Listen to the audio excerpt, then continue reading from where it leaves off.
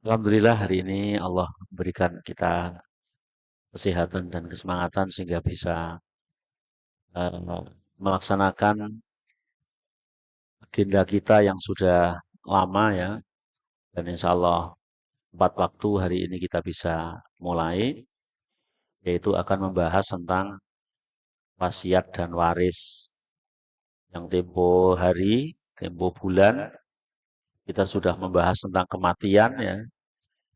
Hari ini akan membahas wasiat dan waris.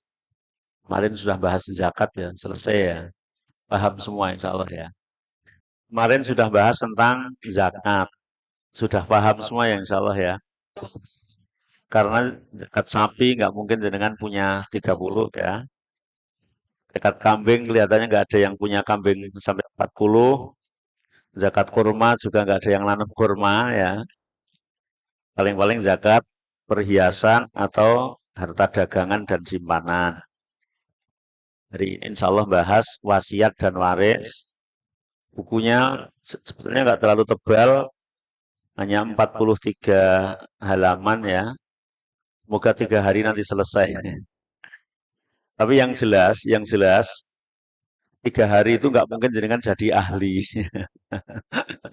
Jadi nanti jangan nuntut belajar 3 hari jadi ahli ya. Ya paham dikit-dikit gitu ya. Karena kalau di kuliah itu paling enggak 2 semester ya. 2 semester. Dulu kalau di pondok itu untuk waris itu belajarnya 3 tahun ya.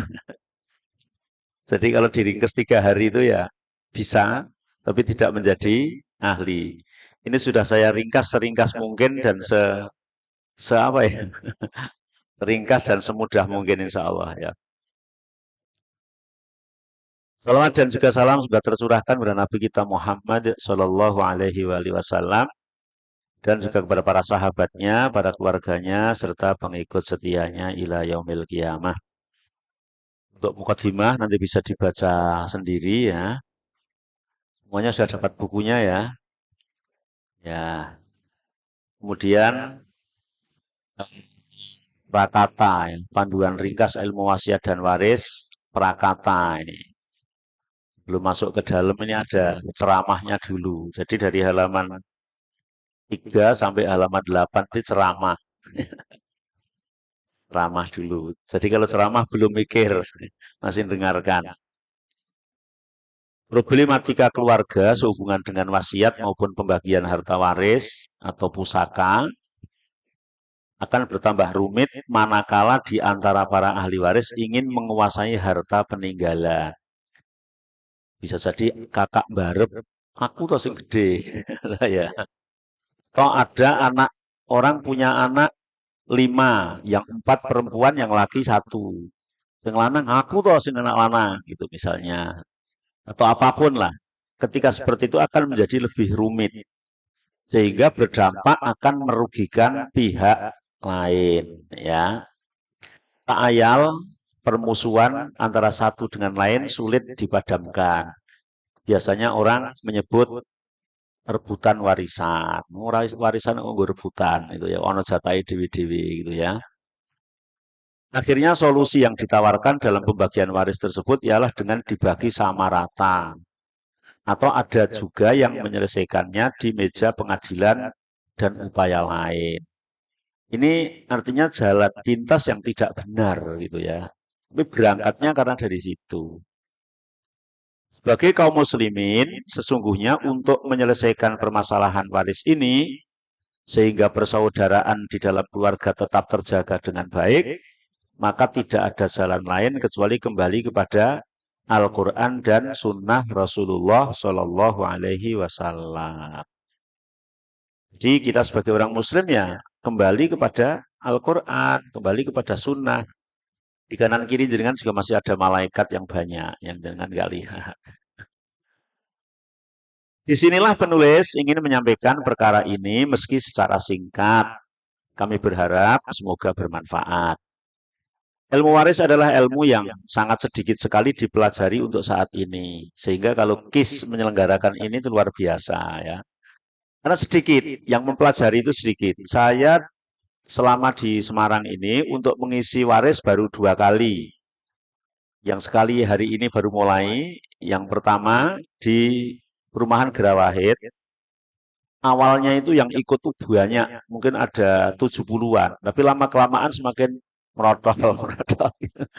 Tinggal 15 atau 10 orang yang sampai selesai. Sampai selesai. Bukan sampai bisa dan tidaknya nggak tahu. Yang sampai selesai tinggal 15 orang ya. Karena katanya merasa sulit.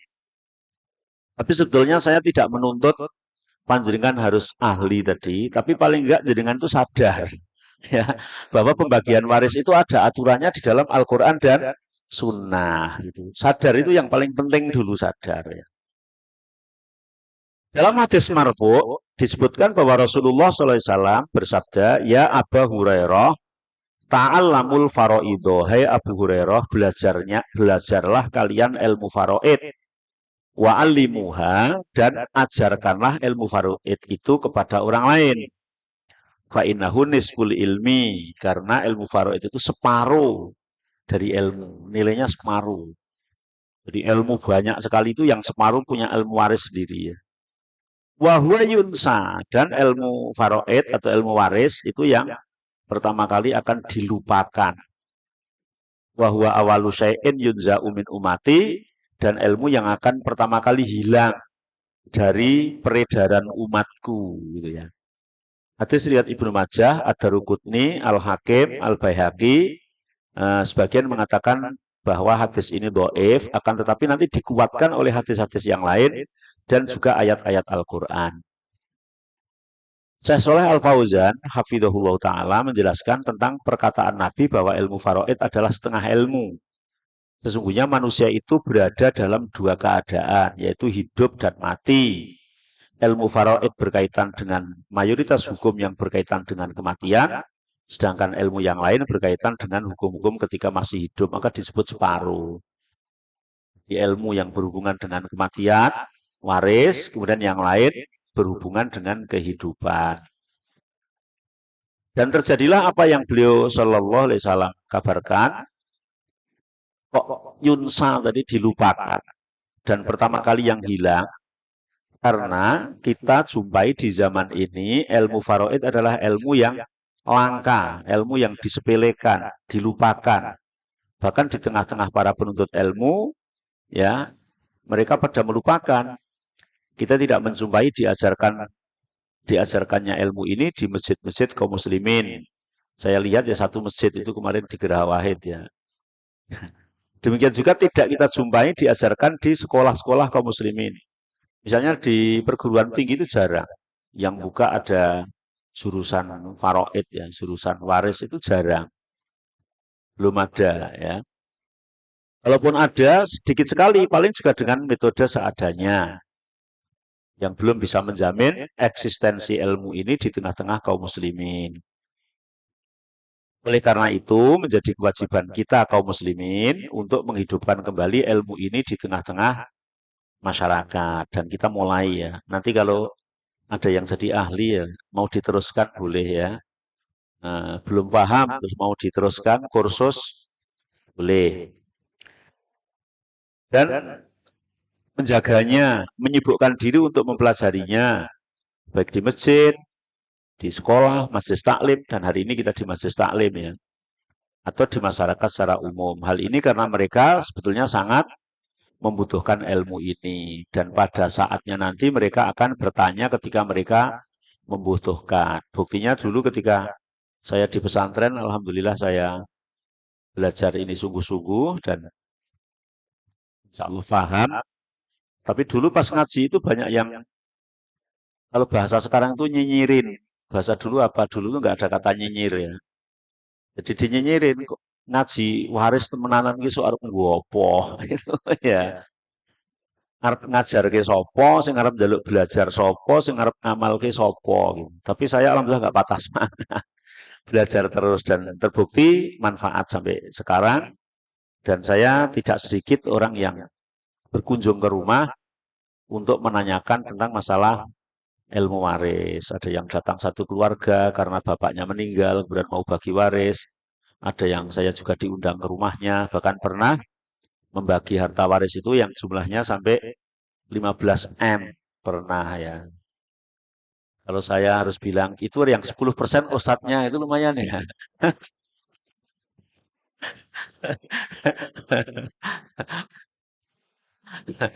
10% kan lumayan. Masya Allah. Iya, sampai 15 M pernah. Kemudian 1,5 M juga pernah. Yang ratusan ribu juga pernah. Iya. Artinya ilmu yang dulu saya pelajari dengan semangat, alhamdulillah bermanfaat. Karena memang tujuannya ya mempelajari. Ketika dinyinyirin teman-teman itu kita tetap belajar gitu ya. Maka nanti mungkin panjenengan juga ada. Apa belajar waris wong tua-tua apa ya iso. Misalnya ada suara kayak gitu jenengan tetap semangat. Jangan terus besok nggak berani. Iya. Rasulullah SAW bersabda, al ilmu salah satun, fama waro adzalika fahuwa fadlun, ayatun muhkamatun, au sunnatun qaimatun, au faridotun adilatun. Ilmu itu terbagi menjadi 3, kemudian sedang yang lain adalah hanya keutamaan. Apa 3 itu?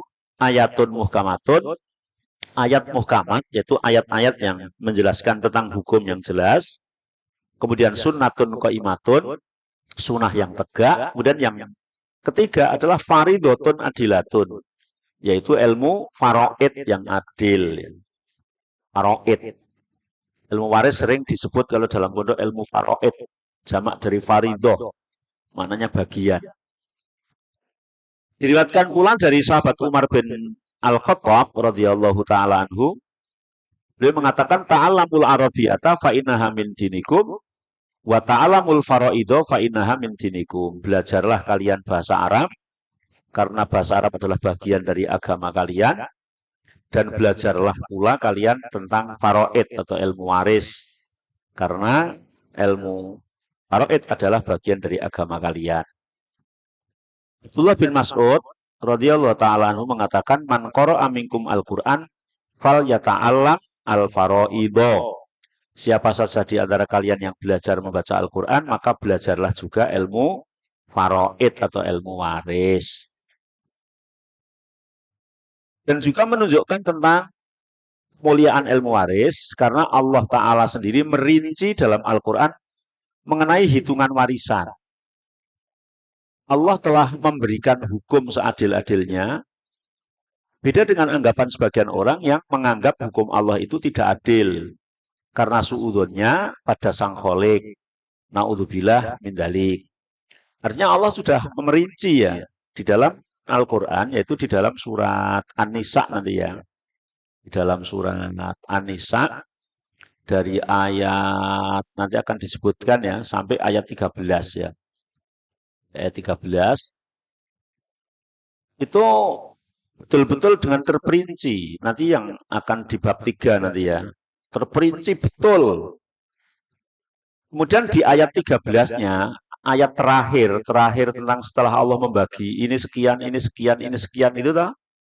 Itu kemudian di ayat 13-nya itu Allah berbunyi, Allah berfirman, tilka hududullah.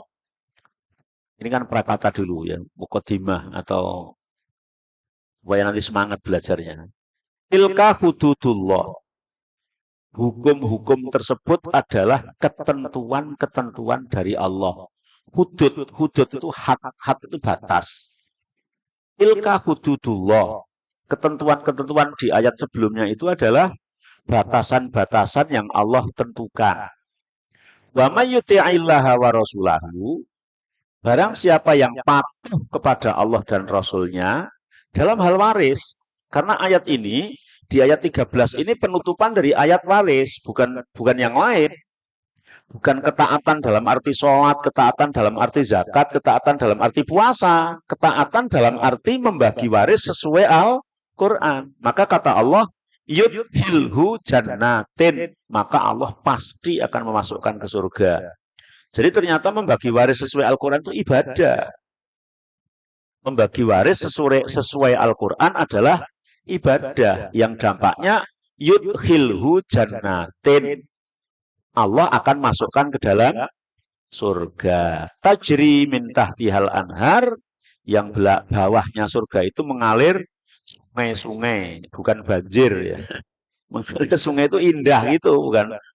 Jangan bayangkan kayak banjir kemarin itu mengalir air-air. Jadi tajri min tahtihal anhar itu jadi hiasan. Khalidina fiha, dan mereka akan kekal di dalamnya. Wa dzalikal fauzul adzim, dan yang demikian itu adalah kemenangan yang besar. Bagi siapa? Bagi orang yang membagi waris sesuai Al-Quran dan Sunnah Rasulullah. Maka ketika benar buka di tafsir Ibnu Katsir ya, Imam Ibnu Katsir dalam tafsirnya mengatakan, tafsiran ayat surat An-Nisa ayat 13 ini, beliau berkata begini, yaitu ketetapan dan takaran yang ditetapkan oleh Allah untuk para ahli waris sesuai dengan kedekatan mereka dengan orang yang meninggal, kebutuhan mereka terhadapnya, dan kehilangan mereka darinya. Itu adalah batas-batas yang ditetapkan Allah. Maka janganlah kalian melanggarnya dan melampaui batas itu. Yang sepertiga ya kasih sepertiga, yang separuh kasih separuh, yang seperenam kasih seperenam, sebagaimana yang ada dalam Al-Quran itu gitu. Oleh karena itu Allah berfirman, barang siapa taat kepada Allah dan Rasulnya, yaitu dalam hal waris ya, bukan dalam hal yang lain, maka tidak ada yang menambah, tidak ada yang mengurangi bagi bagian pewaris dengan tipu daya atau apapun lah gitu ya. Kamu begini, kamu begini. Mereka dibiarkan berada di bawah hukum, ketentuan dan pembagian Allah. Nescaya Allah akan memasukkan ke dalam surga yang mengalir di dalamnya sungai-sungai, sedang mereka kekal di dalamnya, dan itulah kemenangan yang besar. Ini Imam Ibnu Katsir menjelaskan tentang penafsiran ayat surat An-Nisa ayat 13. Jadi yang dimaksud adalah taat dalam urusan hukum waris. Dan ternyata di dalam ayat 14-nya itu Allah mengancam, masih hubungan erat dengan itu. Ayat 13-nya memberikan kabar gembira atau apa namanya, sugesti ya, kabar gembira. Apa sih opai bagi yang melaksanakan sesuai hukum itu. Kemudian di ayat 14-nya diancam, wa may ya'sillaha wa rasulahu, dan barang siapa yang mendurhakai Allah dan Rasulnya dalam hal waris, tidak patuh terhadap hukum Allah. Hukum Allah gimana itu, masuk anak lanang mbak anak wedok rak podo, anak wedok separuh, anak lanang hiji gitu ya. Nggak mau aku gitu ya. Wa yata'adda hududahu, dan mereka malah melanggar ya batas-batas ketentuan Allah. Apa ancamannya? Yudhilhu naron. Maka Allah akan memasukkan orang tersebut kepada atau ke dalam neraka. Kholidan fiha, mereka kekal di dalamnya. Walahu adzabun muhin, dan mereka berada di dalam azab yang menghinakan. Ini di ayat 14-nya. Jadi setelah Allah merinci A, B, C, D, E komplit itu sampai ayat ke-12, maka ayat 13 Allah mengatakan yang taat akan masuk surga, ayat 14 yang tidak taat akan dimasukkan ke dalam neraka. Berarti membagi waris sesuai Al-Quran dan Sunnah itu wajib dan merupakan ibadah. Imam Ibnu Katsir dalam tafsirnya mengatakan tentang ayat ini, yaitu karena dia mengubah dan menentang apa yang telah ditetapkan Allah. Hal ini hanya terjadi karena ketidakpuasan terhadap pembagian dan ketentuan Allah. Kan itu toh, anak wedok kok separuh, kan ora puas, apalagi ini wedok kabeh. Ya, gitu. Ya, tidak puas. Oleh karena itu dia akan dihukum dengan siksaan yang menghinakan, lagi pedih, dan hukumannya itu selamanya. Diriwayatkan dari Syahr bin Husyab dari Abu Hurairah, dia berkata, Rasulullah SAW bersabda, ada seorang laki-laki atau perempuan yang melakukan ketaatan kepada Allah selama 60 tahun. Ya, melakukan ketaatan kepada Allah selama 60 tahun. Kemudian ketika keduanya mendekati ajalnya, keduanya memberikan mudorot dalam wasiatnya. Maka ia akan masuk neraka. Abu Hurairah membacakan kepadaku ayat ini. Sesudah dipenuhi wasiat yang dibuat olehnya atau sudah dibayar hutangnya dengan tidak memberi mudorot hingga ayat, dan itulah kemenangan yang besar. Jadi ada orang taat 60 tahun, tapi kemudian dia melanggar dari hukum-hukum Allah tentang waris, ternyata dimasukkan ke dalam neraka. Ngeri tuh kalau melihat ancaman ini. Makanya kalau kemudian belajar ini sudah tepat. Apalagi pada bulan Ramadan kali ini. Maka pada kesempatan kali ini, penulis hanya menghadirkan secara ringkas mengenai perihal wasiat dan waris. Ini dibuat panduan wasiat dan waris kali ini dengan begitu sederhana. Masuk hanya berapa halaman? Berapa? 40 ya? Hanya 43 halaman. Kalau dibuat semua itu bisa ratusan ya. Nggak apa-apa nanti kalau jenengan ternyata masih kepengen yang luas, nanti dibuat lagi yang luas ya. Dalam tulisan ini, penulis pun hanya juga menyampaikan contoh-contoh sederhana mengenai masalah wasiat dan waris, insya Allah. Kemudian masuk bab 1 ya, masuk 1. Prioritas dalam penyaluran harta peninggalan mayit yang mungkin kemarin sudah disinggung pada saat bab kematian ya. Pada saat bab kematian sudah disinggung. Tapi ini ditulis agar lebih jelas. Sebagian orang di halaman 9 ya. Sebagian orang kadang terburu-buru untuk menuntut dibaginya harta warisan. Yo, lihat dibagi yo, bapak wis meninggal, ibu wis meninggal gitu. Padahal si mayit yang meninggal dunia masih memiliki kewajiban lain yang semestinya harus diprioritaskan. Apa sih? Seperti biaya penyelenggaraan jenazah. Itu kan butuh biaya.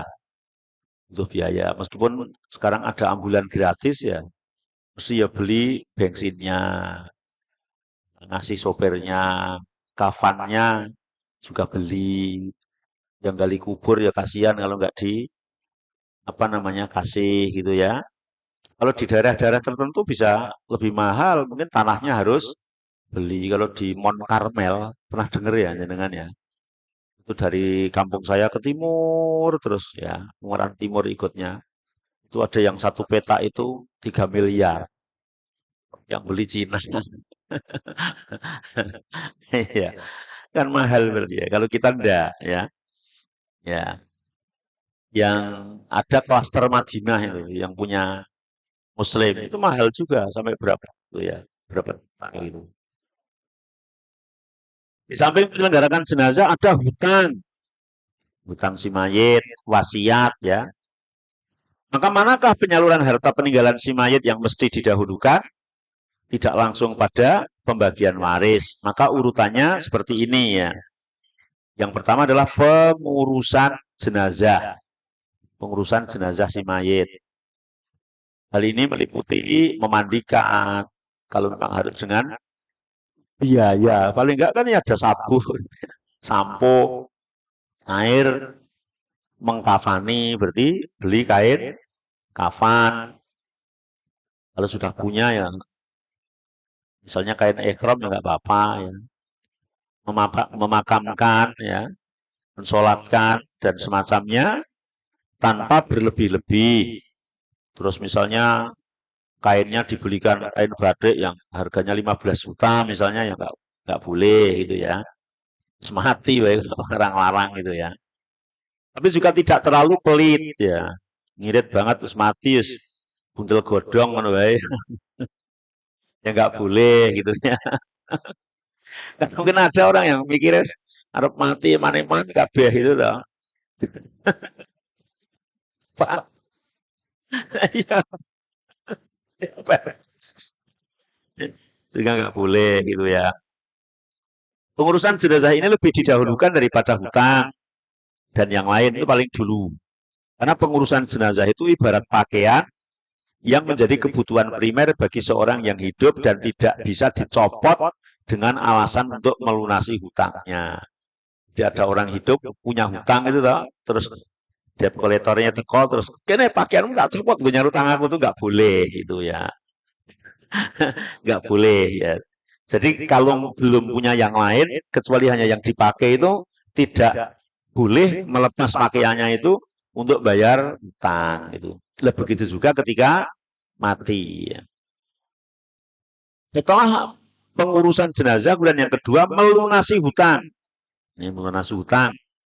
Baik yang berkaitan dengan hakul adab, hak orang lain, maupun yang berkaitan dengan hakullah, hak Allah.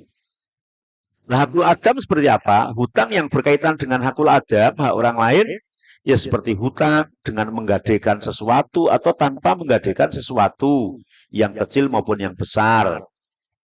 Misalnya menggadekan sepeda motor atau apalah di tempat orang belum ditebus mati itu ya. Maka ini sama dengan hutang. Maka harta sisanya untuk nebus itu dulu. Nanti yang dibagi waris ya barangnya yang dari gadian itu ya. Atau memang tanpa gadian, besar atau kecil, kecuali mendapat ridho dari orang yang dihutangi. Bapak-bapak, ibu-ibu, ini si Noyo meninggal dunia. Kalau punya hutang sama panjenengan semua, kalau sifatnya kecil mohon diridhokan ya. Itu. Ini ridho semua, paling utangnya cilik-cilik misalnya. Neng warung, tuku terasi, tuku lom. Bisa sedih loh kayak gitu kan, bayarin kok ya. Ternyata mati kan itu toh. Iya, Masya Allah. Biasanya yang umumkan terus bilang, kalau yang besar-besar, yang memang harus diselesaikan, nanti persilakan untuk menghubungi anaknya, siapa yang bertanggung jawab. Maka kemudian ada yang bertanggung jawab, ya. Kemudian dibayarkan. Terus ada hutang yang berkaitan dengan hakullah. Apa itu hutang hakullah? Seperti zakat pada tahun ini. Misalnya harusnya tahun ini wajib zakat, ternyata orangnya mati. Belum ditunaikan. Maka sebelum dibagi waris, diambil dulu zakatnya. Tapi tidak dari yang tahun-tahun kemarin, enggak. Yang tahun ini aja. Ya. Atau kafarot. Dia punya kafarot apa yang belum dibayar. Atau puasa yang belum ditunaikan. Ya, kodok puasa itu kan boleh dibayar dengan fidyah. Itu termasuk masuknya hutang hakullah. Jadi mengurus jenazah dulu, kemudian setelah itu kemudian bayar hutang. Kemudian yang ketiga baru menunaikan wasiat si mayit yang tidak lebih dari sepertiga harta. Misalnya hartanya berapa? Hartanya 3M misalnya, maka wasiatnya nggak boleh lebih dari 1 M yang diwasiatkan. Nanti akan dibahas di bab 2 ya, tentang wasiat secara insya Allah. Jadi setelah 3 kewajiban sebelumnya, barulah ditunaikan wasiat. Pelunasan hutang lebih didahulukan daripada penunaian wasiat.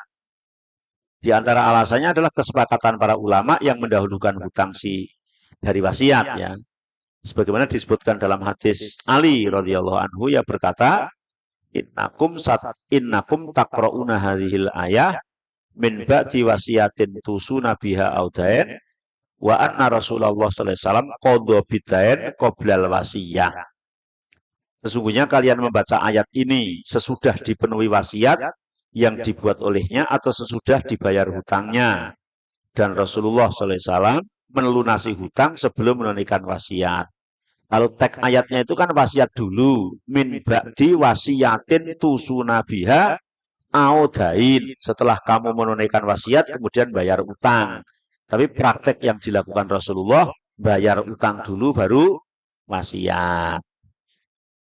Alasan yang lain karena wasiat termasuk akad sosial atau pemberian cuma-cuma. Jika harta peninggalan begitu pas-pasan, maka tidak ragu lagi penunaian utang lebih didahulukan, barulah wasiat. Karena menunaikan hutang itu wajib, sedangkan menunaikan wasiat hanyalah sukarela. Maka didahulukan bayar utang.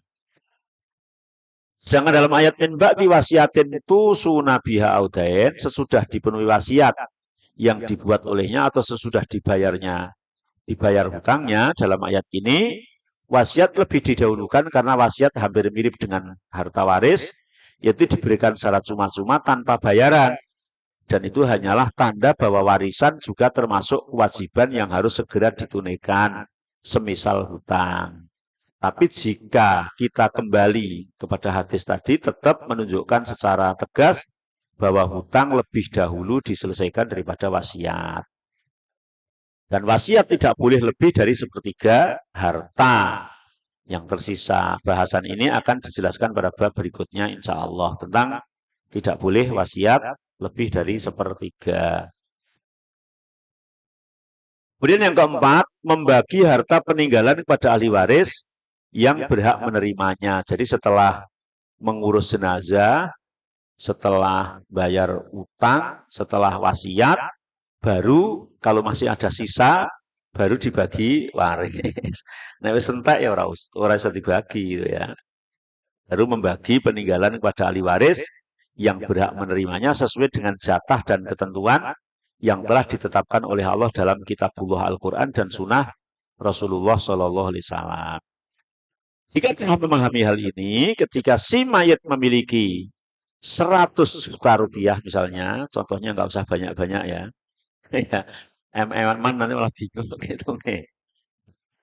Jika si mayat memiliki 100 juta rupiah sebagai harta peninggalan, maka harus diprioritaskan untuk keempat hal di atas terlebih dahulu sebelum pembagian warisan. Contoh, jika untuk pengurusan jenazah dibutuhkan 500.000 rupiah, cukup nggak? Ini contoh saja.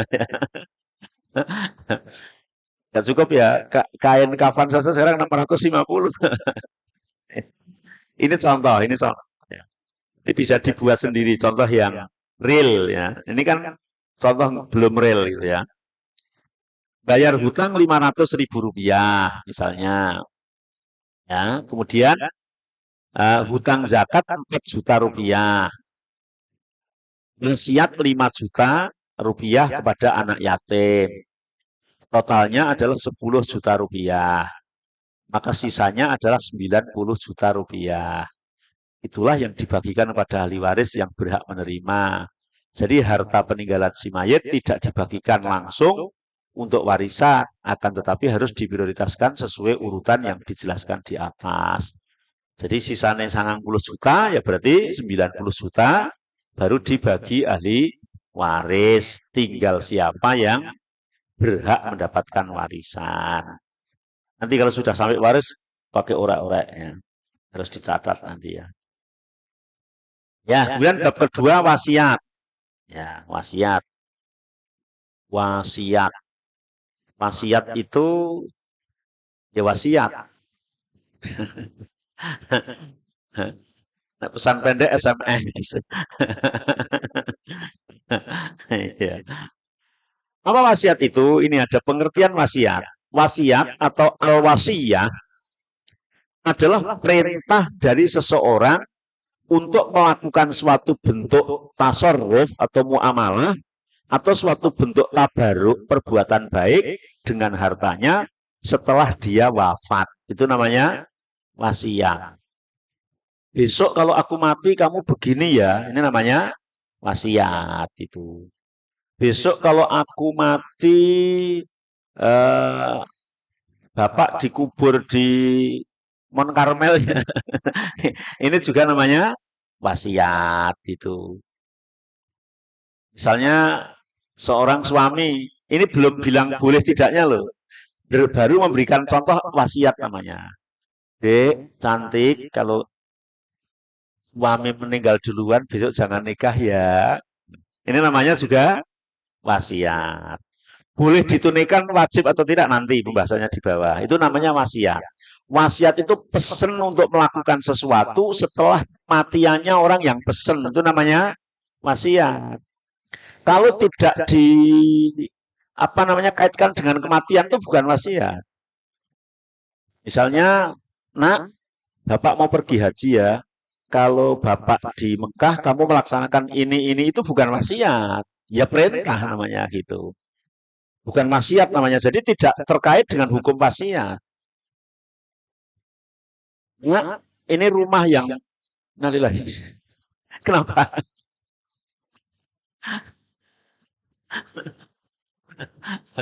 Ini ya nggak apa-apa. Nah, ini rumah yang situ buat kamu ya. Nanti rumah yang sana buat adikmu. Wasiat enggak? Tidak. Pemberian namanya. Kan tidak mengatakan kalau aku mati. Iya, nggak ada kaitannya mati tidak wasiat gitu. Ya. Kecuali ada tambahan kalau aku mati, baru namanya wasiat itu. Jadi harus dipahami ya. Jadi kalau nggak ada kaitan mati itu namanya tidak wasiat. Namanya ya pemberian gitu. Pemberian. Ya sama dengan, Dok, kalau butuh uang ambil di dompet itu ya 1 juta aja kan nggak wasiat. Ya, pemberian gitu. Nih, wasiat. Maka wasiat di sini bisa berupa dua bentuk. Dua bentuk. Satu, memerintahkan untuk melakukan sesuatu bentuk tasarruf atau muamalah yang tidak berkaitan dengan harta. Seperti orang mengatakan, jika saya meninggal, tolong kuburkan saya di sebelah makam istri saya, misalnya. Ini namanya wasiat, tapi tidak berkaitan dengan harta. Atau jika saya meninggal, nanti tolong lunasi hutang-hutang saya. Ini juga namanya wasiat. Wasiat. Wajib ditunaikan atau tidak, nanti akan ada pembahasannya. Ya. Dan semisalnya, sebagian ulama menyebut ini dengan istilah al-isok. Wasiat yang disebut dengan isok. Wasiat yang tidak berkaitan dengan harta. Ya termasuk itu, saya kadang dengar, besok kalau aku meninggal, kalau kamu dilamar orang, jangan mau ya, jangan nikah lagi ya. Kasihan aku loh. Ini namanya wasiat. Tapi boleh ditunaikan, nanti akan dibahas itu ya. Tapi kalau yang bagus malah besok kalau aku meninggal, masa idahnya sudah selesai, kalau ada orang melamar diterima aja ya. Ini juga wasiat itu ya. Kemudian yang kedua, melakukan suatu bentuk tabaruk perbuatan baik dengan harta yang berkaitan dengan harta. Seperti seorang mengatakan, jika saya meninggal nanti, maka tanah milik saya di tempat A saya wakafkan untuk masjid. Jika saya meninggal nanti, maka uang saya sebesar 50 juta tolong diberikan kepada panti asuhan B dan semisalnya. Ini namanya wasiat itu. Ada kata-kata jika saya meninggal, itu namanya wasiat. Kalau tidak ada kata jika saya meninggal, maka bukan wasiat. Kemudian anjuran untuk membuat wasiat. Ya, dianjurkan untuk membuat wasiat. Dalil-dalil Al-Quran dan As-Sunnah menunjukkan dianjurkannya membuat wasiat. Terutama ketika orang itu sudah sakit atau sakit parah. Jadi ketika sakit parah maka dianjurkan membuat wasiat. Aku kok dingin banget. Dalam surat Al-Baqarah ayat 180 Allah berfirman, Kutiba alaikum idza hadara ahadakumul maut in taraka khaironil wasiyatu. Itu ditulisannya nggak ada nun kecil, tapi cara bacanya pagi sudah belajar Al-Quran ya. Khairon al-wasiyah itu bacanya khaironil wasiyah. Namanya nun wikoyah, anit tanwin. Ya. Ada yauma idzin al-haq, yauma idzinil haq gitu ya. In taraka khaironil wasiyatu lil walidaini wal aqrabina bil ma'ruf haqqan 'alal muttaqin. Diwajibkan atas kalian apabila seorang di antara kalian kedatangan tanda-tanda maut, jika ia meninggalkan harta yang banyak, berwasiat untuk ibu bapak dan karib kerabatnya secara makruf. Ini adalah kewajiban atas orang-orang yang bertakwa. Di sini secara umum tentang orang itu dianjurkan untuk berwasiat. Dalam hadis Abdullah bin Umar radhiyallahu anhu, Nabi sallallahu alaihi wasallam bersabda, "Mahakkum ri'in muslimin lahu syai'un yuridu ayyusiya fihi yabitu lailatain illa wa wasiyatuhu maktubatun indah." Tidak layak bagi seorang muslim melewati 2 malamnya padahal dia memiliki suatu hal untuk diwasiatkan kecuali wasiatnya sudah tertulis di sisinya. Jadi kalau kita tidur itu dianjurkan nulis wasiat ya, nulis wasiat. Kalau sekarang mungkin ngetik ya, dipasang status. Wongnya wis mati statusnya kayak dibuka wong-wong oh, wasiat. Wasiat. Iya, wasiat. Syekh Abdul Aziz bin Bas rahimahullah menjelaskan, hadis ini menunjukkan bahwa disyariatkan untuk bersegera dan tidak menunda-nunda menulis wasiat ketika memang ada perkara yang perlu untuk diwasiatkan. Dohir surat Al-Baqarah ayat 180 di atas mewajibkan untuk berwasiat. Namun yang rojih membuat wasiat hukumnya sunnah, tidak diwajibkan.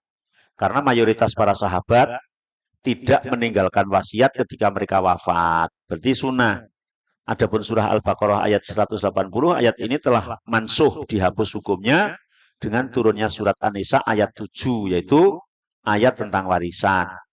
Hal ini sebagaimana disebutkan oleh Abdullah bin Umar radhiyallahu anhuma, beliau berkata, ayat ini Al-Baqarah 180 telah mansuh oleh ayat waris. Dan wasiat seorang ketika itu berupa kebaikan, akan mengalirkan pahala baginya setelah dia meninggal. Jadi harapannya wasiat itu yang kemudian ketika orang meninggal akan mengalir kebaikan baginya. Bagaimana Rasulullah bersabda, idza matal insan in qata amaluhu ila min salasatin min shadaqatin jariyatin wa ilmin yuntafa'u bihi wa waladin sholih yad'u lahu. Wa fi riwayatin bil khair. Ketika seorang manusia mati, terputuslah amalnya kecuali 3. Sedekah jariah, ilmu yang bermanfaat, dan anak soleh yang mendoakannya. Jadi termasuk wasiat untuk kebaikan jadi jariah. Kemudian tentang kewajiban menunaikan wasiat. Pada asalnya, wasiat dari seorang yang sudah meninggal itu wajib ditunaikan oleh keluarganya selama wasiat tersebut memenuhi ketentuan-ketentuan syariat. Ya, ini yang perlu di garis bawahi ya. Karena kadang-kadang semua wasiat itu seolah-olah kayak harus ditunaikan. Ini biar wasiatnya bapak lo. Motor sing tua itu kesenangannya bapak biye, nek ninggal kan melu mendem sisan. Wasiat tenan iki, aku ora wani-wani nek ora nek melanggar wasiat iki. Nah ini sesuai syar'i ndak gitu. Kalau ndak wajib. Wajib ditunaikan itu kalau sesuai syariat. Wasiat yang haram juga tidak wajib. Wasiat yang tidak sesuai syariat juga tidak wajib. Faman baddalahu ba'da ma sami'ahu fa innama ismuhu 'alal ladzina yubaddiluna. Innallaha sami'un 'alim. Maka barang siapa yang mengubah wasiat itu setelah dia mendengarnya, maka sesungguhnya dosanya adalah bagi orang-orang yang mengubahnya. Sesungguhnya Allah Maha mendengar lagi Maha mengetahui.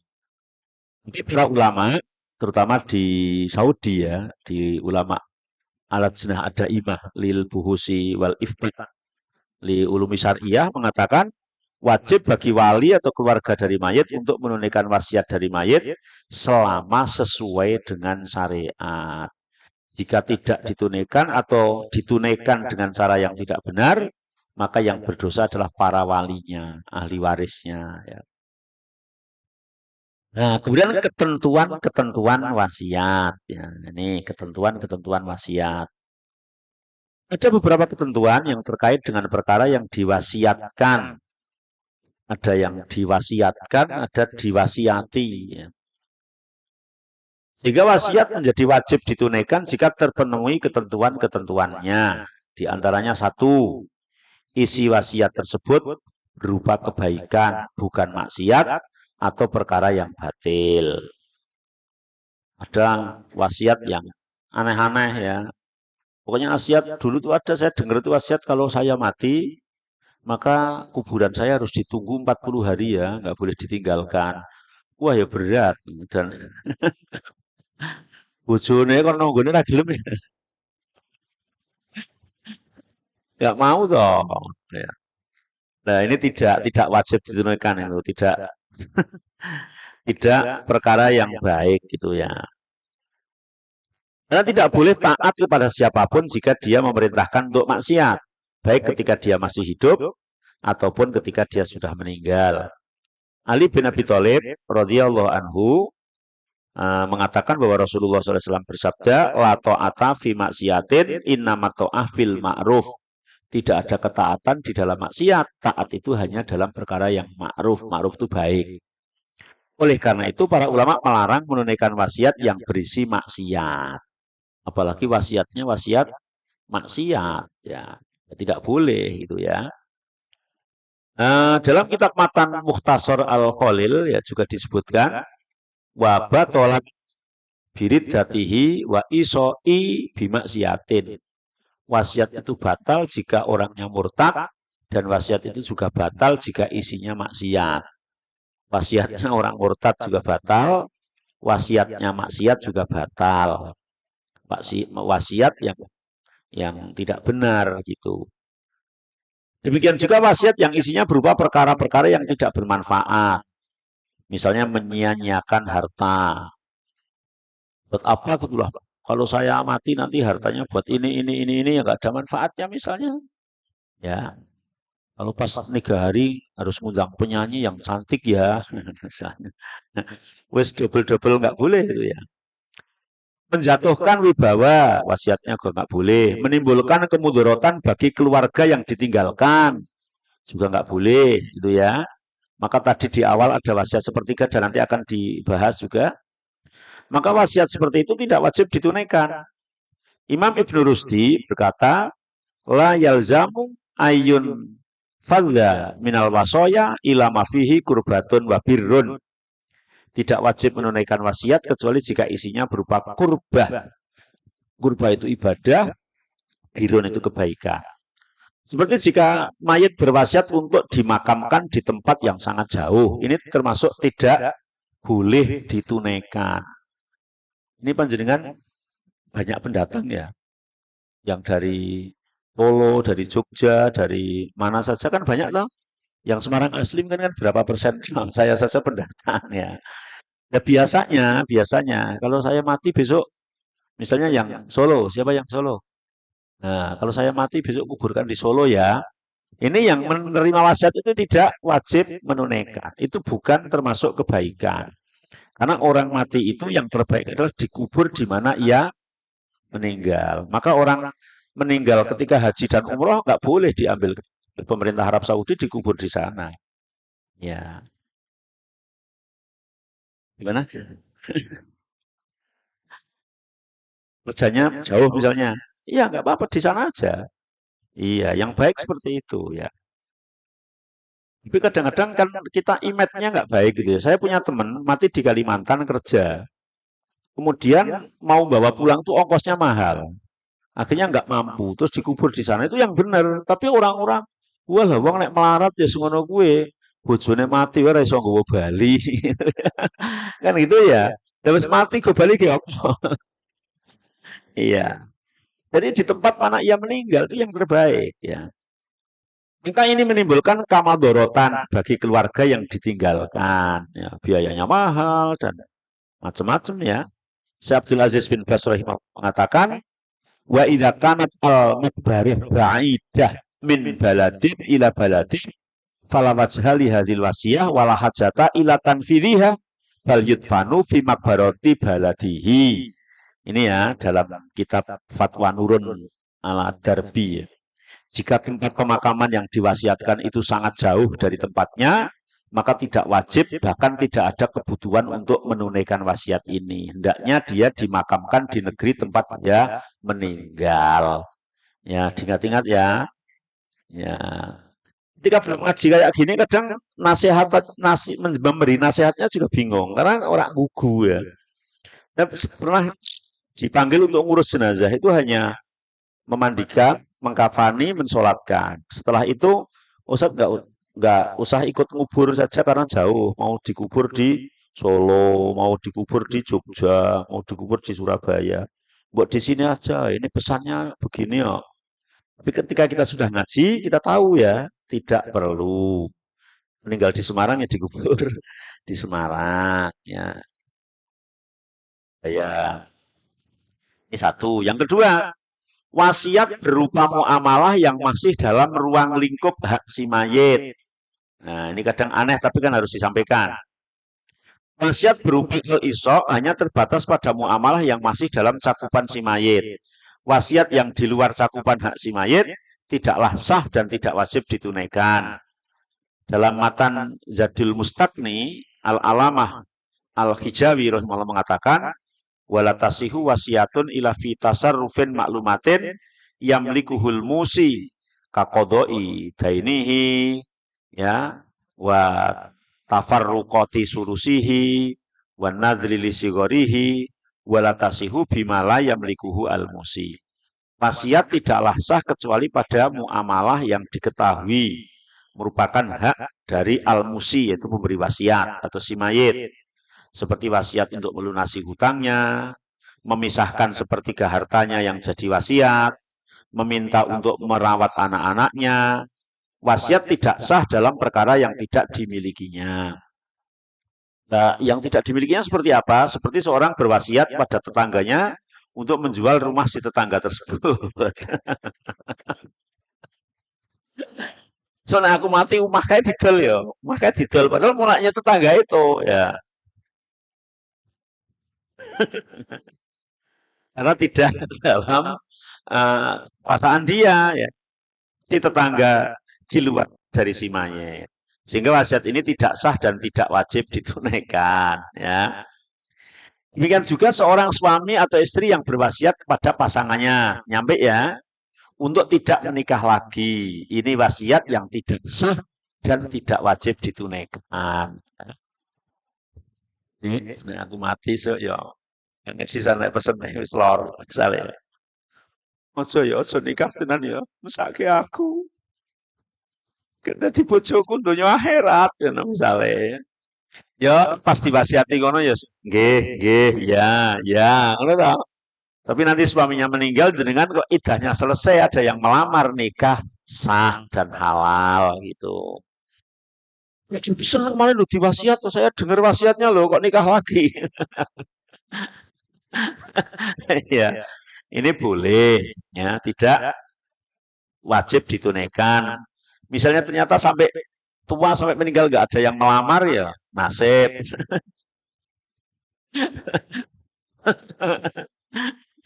Ya. Kalau pernikahan suami atau istri setelah pasangannya meninggal ini di luar haknya. Menjadi istrinya itu kalau si suami masih hidup atau sudah mati waktu 4 bulan 10 hari. Jadi misalnya si istri ditinggal mati suaminya, itu masih menjadi istrinya selama 4 bulan 10 hari. Maka 4 bulan 10 hari itu dengan nggak boleh kemana-mana, jangankan nikah, dilamar saja nggak boleh. Dilamar saja nggak boleh, kecuali melamar yang tidak jelas. Orang kok udah jelas gitu ya. Jadi nek ngelamar jelas malah nggak boleh. Mbak, tenang baik, tinggal mati bojomu ya ora apa-apa. So nek wis lepas iddah tak nikahi aku. Itu namanya jelas, nggak boleh itu dosa ketika masih dalam iddah. Tapi kalau nggak jelas boleh. Nggak jelas itu me, me, apa ya, meredam supaya dia nggak terlalu susah. Mbak, sampean ki ya wong ayu, ya wong enom, ya wong iso kerja, tinggal mati bojo kok susah-susah. So nek wis lepas iddah ki sing ngepek mesti ono. Mesti ono ya iki kan misale. Nek ora jelas itu toh. Itu boleh gitu ya. Kan nggak jelas sing ngepek ono ki sapa ya mung nang batin toh. Iya. Ternyata ketika masih iddah masih jadi istrinya yang meninggal. Ketika iddahnya selesai sama dengan cerai sudah. Maka sudah tidak menjadi haknya suami, sudah putus. Ya, sudah putus. Maka pesan untuk tidak menikah lagi itu pesan yang tidak benar. Bahkan malah mendolimi. Ya misalnya ada seorang masih muda, umurnya 30 tahun, 35 tahun, suaminya meninggal, kok nggak boleh nikah kan yang mendolimi ya? Iya, justru kalau ada yang nikah supaya ikut mengurus anaknya. Hanya hartanya saja yang harus betul-betul dibagi secara Al-Quran dan Sunnah. Begitu juga sebaliknya, ada istri yang pesan pada suaminya karena sudah sakit parah misalnya, ya apa ya tegel nek aku mati terus sampean nikah maneh Mas ngono ya. Ya nek isih urip ngono ya ngomong ya ora tegel Dik, ya ngono. Soalnya nek wis mati nikah lagi ya boleh. Wong belum mati saja nikah lagi kalau diizinkan juga boleh gitu. Ya. Kemudian dan juga ini merupakan wasiat yang bertentangan dengan Al-Quran dan As-Sunnah karena Al-Quran dan As-Sunnah memerintahkan orang yang bersendirian untuk menikah. Di dalam surat Al-Baqarah Allah berfirman, "Walladzina yutawaffawna minkum wa yadharuna azwajan wasiyatan li azwajihim mata'an ilal haul ghaira ikhraj fa in kharajna fala junaha alaikum fi ma fa'alna fi anfusihinna min ma'ruf wallahu azizun hakim." Dan orang-orang yang akan meninggal dunia di antara kamu dan meninggalkan istri, hendaklah berwasiat untuk istri-istrinya, yaitu diberi nafkah hingga setahun lamanya, dan tidak disuruh pindah dari rumahnya. Akan tetapi jika mereka pindah sendiri, maka tidak ada dosa bagimu atau wali atau waris dari yang meninggal. Membiarkan mereka berbuat yang ma'ruf terhadap diri mereka, dan Allah maha perkasa lagi maha bijaksana. Jadi istri yang ditinggalkan dipesan untuk tetap di rumah.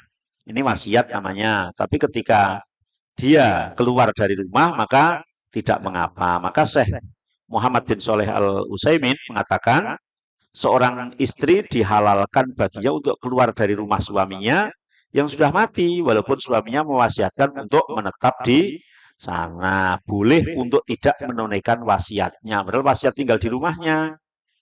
Ya, apalagi yang lainnya. Karena Allah Ta'ala berfirman, akan tetapi jika mereka pindah sendiri, maka tidak ada dosa bagimu. Karena ini adalah perkara yang terkait kemaslahatan sang istri dan sang suami yang wafat tidak mendapat kemaslahatan dari perkara ini. Maka turunan dari masalah ini, jika seorang suami berwasiat pada istrinya untuk tidak menikah lagi, maka ini tidak wajib ditunaikan. Karena jika wasiat untuk tinggal di rumah saja tidak wajib untuk ditunaikan, maka masalah menikah ini min babil aula, lebih layak untuk tidak ditunaikan. Jadi jelas ya, wasiat untuk tidak menikah lagi tidak wajib ditunaikan. Wis diwasiati barang. Selain itu, wasiat disyariatkan agar mayit bisa mendapatkan tambahan kebaikan dan mengurangi dosa-dosa. Maka tidak ada maknanya jika mayit mewasiatkan sesuatu yang di luar haknya, yang tidak memberikan dia tambahan pahala atau pengurangan dosa. Pesan untuk tidak nikah lagi itu manfaat bagi mayit apa? Kan tidak ada loh. Tidak ada gitu. Justru kalau pesan suruh nikah lagi, nah, kemudian berbuat baik dengan suami yang baru nanti, ada kebaikan bagi mayit kan. Nah, kalau nggak ada kebaikan itu ya apa artinya wasiat itu? Maka wasiat itu justru yang menjadi kebaikan bagi si mayit yang memberi wasiat. Jadi ada tambahan manfaat. Kemudian wasiat harta tidak boleh lebih dari sepertiga total harta. Jadi kalau punya harta 1 miliar, maka tidak boleh wasiat lebih dari 330 juta. Ya. Jadi maksimal 330 juta. Kalau lebih dari itu nggak boleh. Ada orang itu yang mungkin euforia atau hulu ke dalam agama. Wis anakku dikandani angel kabeh misale itu toh. Pokoke bondoku akeh, aku pesen mbek takmir masjid ini tak panggil tulis wasiatku iki omahku, mobilku, tanahku kabeh nek aku mati sok dadi masjid kabeh. Wis sekarang bapak cek urip nek dibantah yang mesti ngamuk ngono toh. Nah, wis nang wae. nek wis meninggal yang untuk masjid hanya sepertiga. Selebihnya kembali kepada ahlul waris. Ya, nggak boleh lebih dari sepertiga gitu. Ya. Jadi ketentuan terkait wasiat dalam bentuk tabaruk perbuatan baik dengan harta tidak boleh lebih dari sepertiga total harta. Karena jika lebih dari sepertiga total harta akan membahayakan ahli waris. Ahli warisnya masa orang duwe babar pisan itu hak kok. Ya, membahayakan ahli waris jadinya ya. Yang mereka lihat, yang mereka lebih berhak terhadap harta warisan si maknya. Jika tidak sah wasiat harta yang melebihi sepertiga dari total harta. Jadi kalau wasiatnya lebih dari sepertiga, ya yang sah hanya sepertiga. Baik itu wasiat untuk orang lain, atau untuk bangunan, atau untuk pesantren, atau untuk anak yatim, atau untuk apapun. Jadi hanya sepertiga. Ya, mungkin kalau hartanya 1 miliar, sepertiga itu mending banyak. Hartanya memang 100.000 ya sepertiga ya. 33.000 gitu ya. Dalam hadis Sa'ad bin Abi Waqqas, Rasulullah pernah bersabda ya, syakka itu bima kata syakwan sadida. Faja'ani an-nabiyyu sallallahu alaihi wasallam ya'uduni. Fakultu ya Nabi Allah, ini atruku malan. Jadi suatu hari di Mekah, saya sedang sakit, kata Sa'ad bin Abi Waqqas. Dan Nabi menjengukku. Ya'uduni. Fakultu ya Nabi Allah, hai Rasulullah, ini atruku malan. Aku meninggalkan harta banyak. Wa ini lam atruk illa ibnatan wahidatan. Dan aku hanya punya satu-satunya anak perempuan. Usi bisulusai mali, bolehkah aku mewasiatkan 2/3 hartaku? Wa atruku asulus, dan saya tinggalkan untuk ahli warisku yang sepertiga. Maka Nabi menjawab, nggak boleh kamu wasiat 2/3. Maskultu fa'usi binisfi wa atruku aniswa. Bagaimana kalau aku wasiat separuh dan aku tinggalkan yang separuh? Maka Nabi tetap jawab, tidak boleh. Terus fakultu fa'usi bisulus wa atrukulaha as-sulusain.